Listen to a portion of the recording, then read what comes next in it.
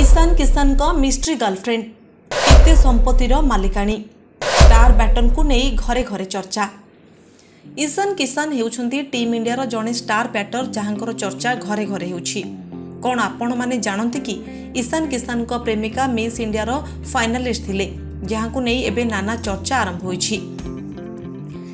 तेबे जानते कि से केते संपत्तिर मालिकाणी अटंती जानिले आपण माने मध्य आश्चर्य होइजिबे।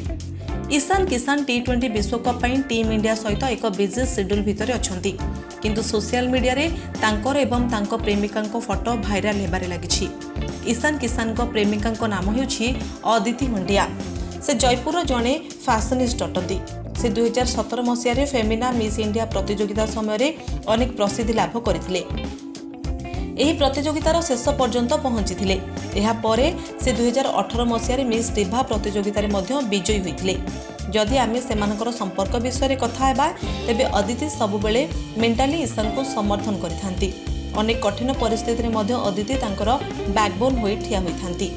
आईपीएल समय रे अदिति ईशान को उत्साहित करुथिबार नजर आसिथिले एवं अनेक समय रे फैंस माने तांको दुई जण को एकाठी देखिछंती।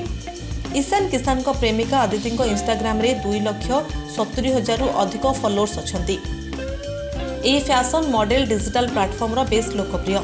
अदिति हुंडिया जणे जणाशुणा मॉडल जहां को संपत्ति प्राय 2 रु 3 नियुत डॉलर जार मूल्य 16 रु 25 कोटी टंका हेबो बोली जातीय गणमाध्यम सूचना मिलिछि।